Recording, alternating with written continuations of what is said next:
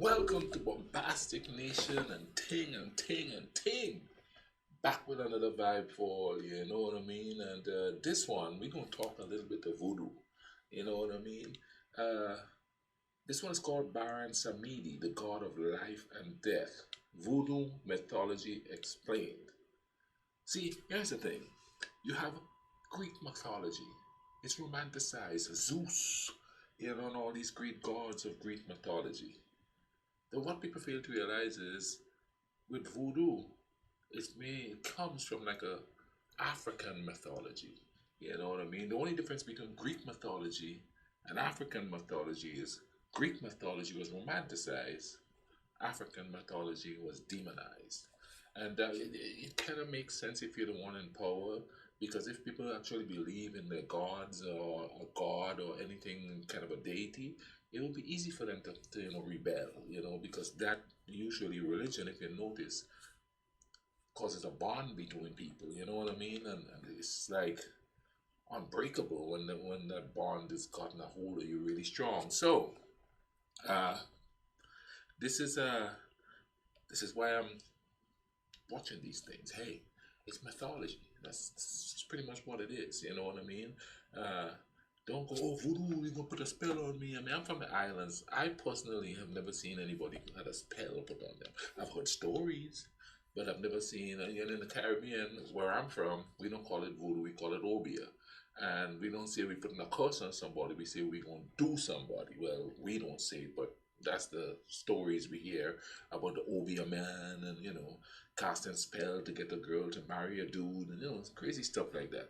But it's actually a section of African mythology mixed in with other cultures and stuff like that, you know what I mean? Because they were slaves, so that's what happened. So let's see what's going on with Baron Samedi. Let's see what they're gonna say about him and all of that. One of the quote unquote gods in African mythology, Baron Samedi. Let's YouTube and simmer.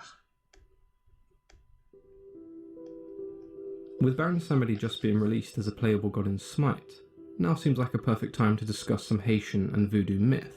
Now for those of you much like myself who may be unfamiliar, voodoo was believed to have originated in French slave colonies in the 18th century. These slave colonies were forced to convert to Christianity and had many of their own religious beliefs and practices suppressed. As a result of this, voodoo became a mixture of everything, embracing elements from the Yoruba and Bakongo in Africa, while also incorporating the idea of European spirituality, even being influenced by Freemasonry and European mysticism.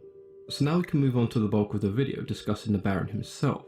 Baron Samedi is just one of the many loa of Haitian voodoo, the loa being spirit-like deities, but rather than them being worshipped or prayed to, they are instead served.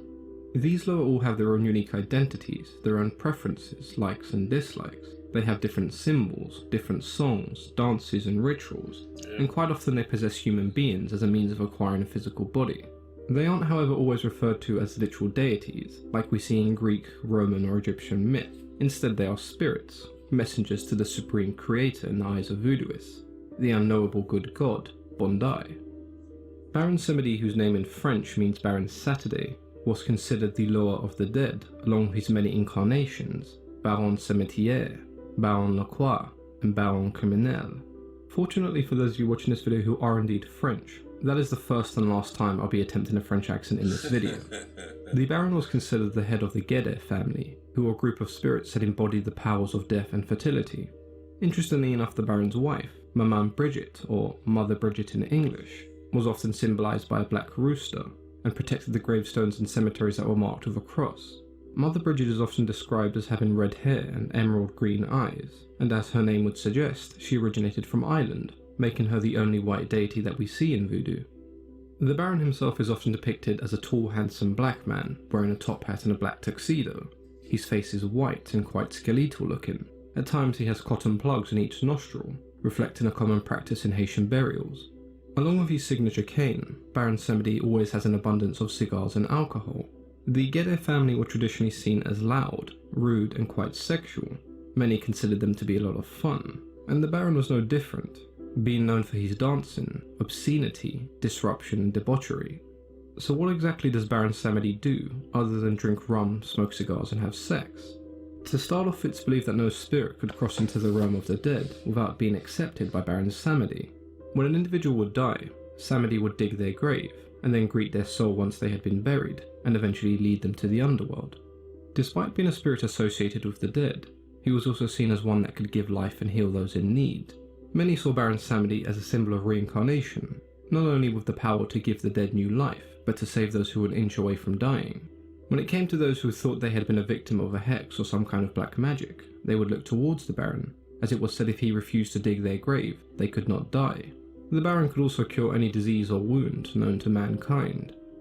Now, I mentioned earlier that the Baron had several different incarnations, and since they all have their own unique mannerisms and behaviour, we can take a look at the differences between them. Baron Samedi was known for spending most of his time in between our realm and the invisible spirit realm. Baron Lacroix, which means Baron of the Cross, was seen as suave and sophisticated, not much of a party animal, but rather a philosopher of death. Baron Cimetière was the male guardian of the cemetery along with his wife who we discussed earlier. What I found most interesting about this iteration was the belief that he's... See how they have it broken down? Different, I should say characters, I guess. How it's all broken down there. Sort of like how Christianity is. And even the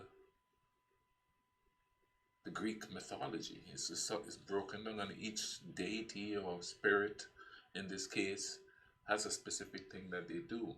Even though there's a general thing that they do, they have specific things that they do. Horses will also wear a tuxedo and a top hat, but it doesn't quite stop there. They also demonstrated behaviour quite similar to their master, smoking cigars and drinking fine liquor. Baron Criminel was one of the most feared Loa. He was seen as a murderer condemned to death, and when he was invoked he would provide swift judgment. This iteration of the Baron was the least pleasant to be around. When someone was possessed by Baron Criminel, they would shout obscenities and attempt to harm all of those around them. One of the ways to appease this particular spirit was with the sacrifice of black chickens by burning them alive, as it was believed the shrieking of the chickens when being burned appealed to his cruel nature. I do find Baron Samedi rather interesting, because he has a fairly large and important role, and you'd almost expect his personality to reflect that, but instead you have someone who's notorious for his outrageous behaviour, constantly partying and drinking, but yet he still remains capable of performing his duty, and to me that feels very human-like. In the same way many of us work extremely hard, but then also party hard in our spare time, so does Baron Samedi. It's definitely been interesting looking into some voodoo, and I'm sure many of you will be able to shed some light on a lot of the things that were covered in this video. So as always, feel free to share any thoughts and stories you may have regarding the Baron in the comments below. I've been your host, Mythology and Fiction Explained. Yeah, that was quite interesting there. Baron Samedi, or Samedi, like he's saying. It's amazing that, okay. I read somewhere, and I don't remember when I was doing research for something, and I read somewhere that a lot of the deities and the spirits, or let's say spirits because that's what they call it in voodoo, a lot of the spirits, they were like peaceful before they came to the Caribbean. And they took on a sinister sort of stance because people were frustrated, nothing is happening, they're in slavery, you know what I mean? Nothing is helping them. So they have these spirits that they pray to, asking for help. And of course, they're not going to have a peaceful spirit. They're going to have a spirit that want to destroy those that's oppressing them. So it turned from a lot of the African mythology, turned from like peaceful, the water god and all, just peaceful people or spirits into this warlike spirits, because that is what that population needed at the time. You know what I mean? And you can see it happening in modern times, how religions are segmented. And those people think that's what they need at that time. And I'm not saying they're wrong. I'm just saying that's just the way human beings deal with situations they don't have control over, or situations that they don't understand. We're not that different. We just have different beliefs. But we pretty much have the same reaction to things. Pretty much the same reactions, people.